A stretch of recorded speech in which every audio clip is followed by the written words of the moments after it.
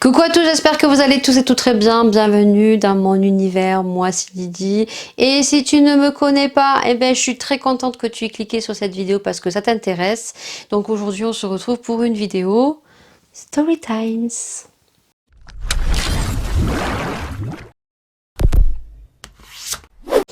J'ai déjà fait une story time sur ma chaîne et la story times que j'avais fait, c'était comment je m'étais bousillé les cheveux avec un shampoing de chez Action. Voilà, donc si tu veux le voir, je te le mets dans le petit, juste en haut de l'écran. Aujourd'hui, on se retrouve pour une deuxième story times que j'ai hésité tout simplement à faire parce que je suis passée par des étapes de stress, d'angoisse.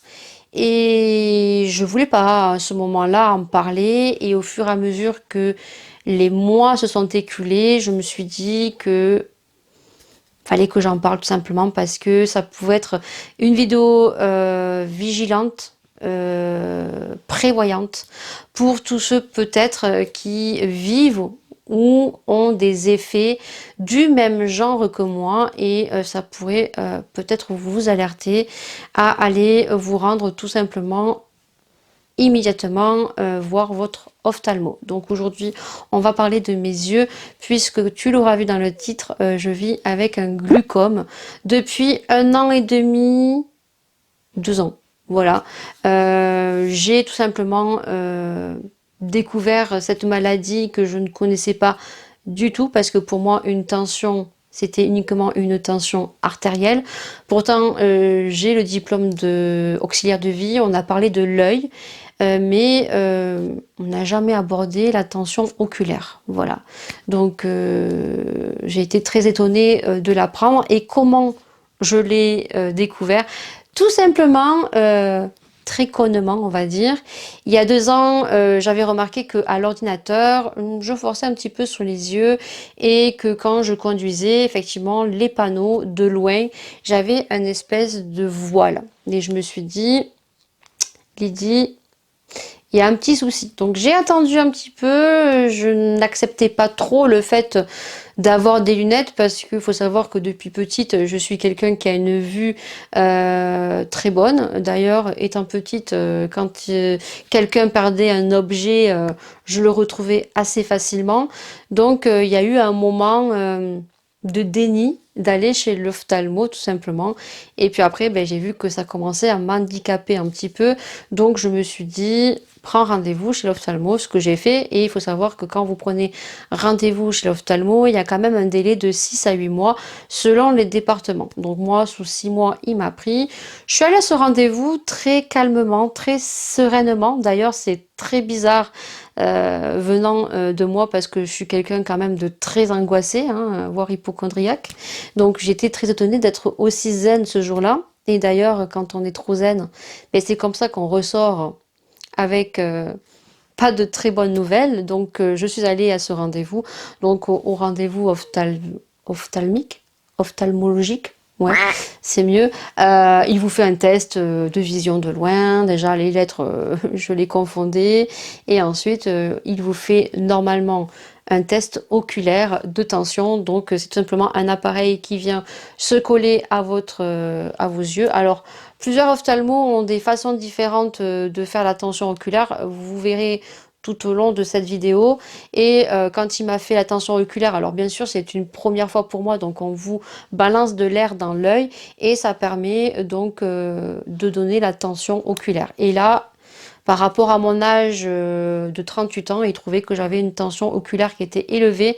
Mais comme j'étais venue le voir en fin d'après-midi, il considérait que c'était peut-être la fatigue, mes antécédents aussi d'asthmatique, donc il m'a dit que si j'avais pas d'effet indésirable, que si j'avais mal aux yeux, il fallait que je le voie, mais bon, qu'il fallait pas trop s'alarmer, que des fois c'était une mauvaise prise de tension.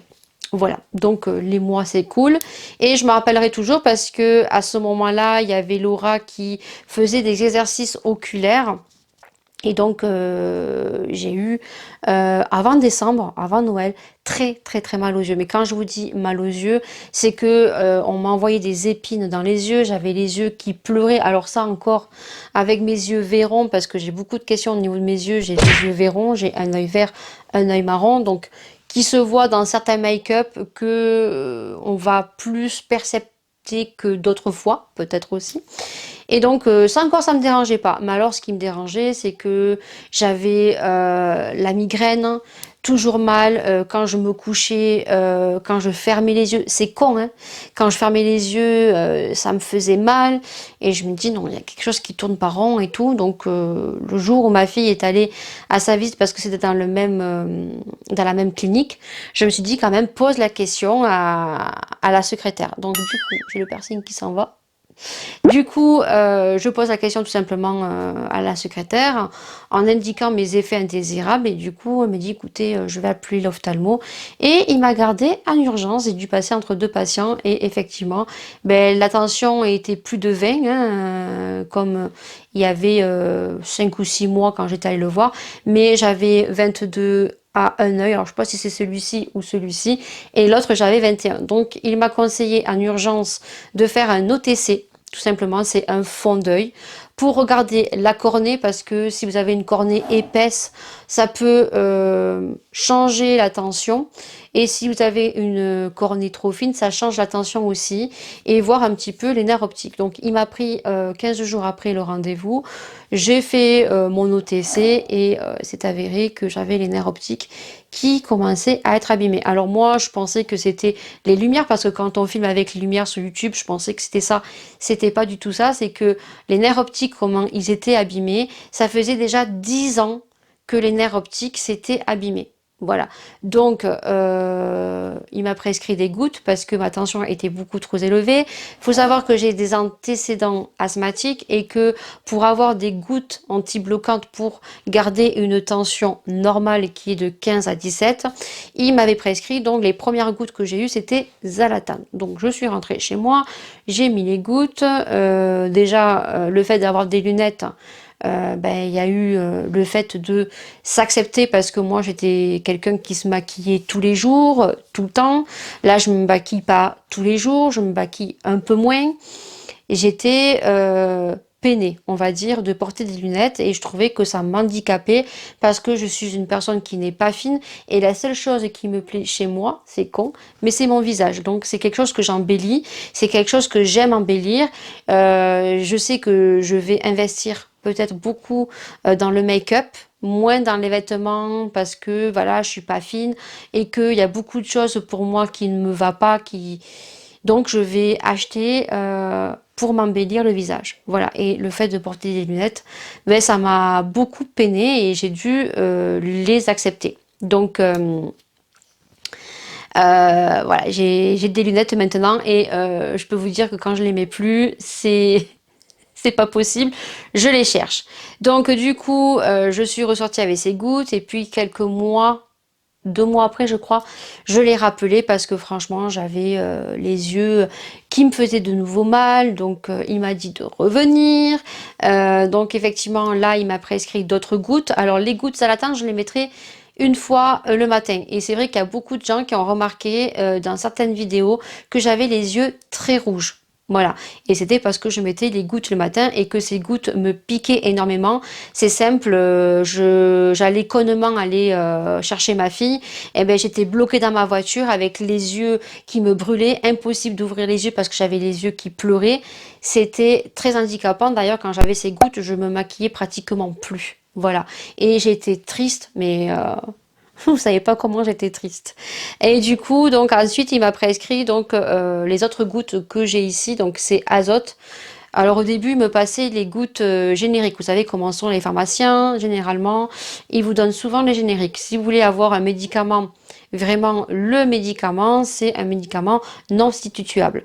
Et en sachant que maintenant, apparemment, les médecins n'ont plus le droit de marquer non substituable. Il faut normalement demander à son pharmacien et le pharmacien vous donne normalement le médicament. Donc du coup, moi j'étais avec le générique et puis à chaque fois que j'allais le voir, parce qu'il me voyait tous les 6 mois, parce que quand vous avez donc un glucome, vous êtes surveillé à tous les 6 mois pour voir votre tension, pour voir si vous avez une tension normale. Il y avait toujours une tension assez élevée. Et je lui disais à chaque fois que j'avais mal aux yeux, il comprenait pas. Et moi, je lui ai dit, simplement parce qu'une fois, j'avais parlé à ma belle-mère, qui me disait, mais attends, t'as des génériques, s'il faut, c'est le générique que tu ne supportes pas. Moi, je sais que les médicaments génériques, je ne les supporte pas. Donc, je lui ai demandé simplement d'avoir les gouttes non situables, donc azote, et pour lui, ce ne venait pas de ça. Eh bien, écoutez, depuis que j'ai les gouttes, donc les azotes, j'ai beaucoup moins mal aux yeux, mais beaucoup moins mal aux yeux. Donc, c'est avéré que ce monsieur a eu de graves soucis de santé, que je devais refaire un OTC donc l'année dernière en 2020 et que je n'ai pas pu le faire parce qu'il est tombé gravement malade. D'ailleurs, je crois qu'au jour d'aujourd'hui, il n'est pas revenu. La secrétaire m'a contacté à plusieurs reprises et puis moi, j'ai décidé quand même de faire un OTC. Donc, je suis passée sur un autre ophtalmo et c'est pour ça qu'il faut toujours avoir 2 avis médicaux. Voilà, ne vous arrêtez pas sur un avis. Et pourtant, on me l'avait dit, on m'avait dit, Lydie, prends un autre avis médical, ça ne coûte rien, avoir 2 avis, c'est beaucoup mieux. Du coup, ben, vu que l'ophtalmo ne revenait pas, j'ai quand même demandé à la secrétaire s'il n'y avait pas un autre ophtalmo à me conseiller.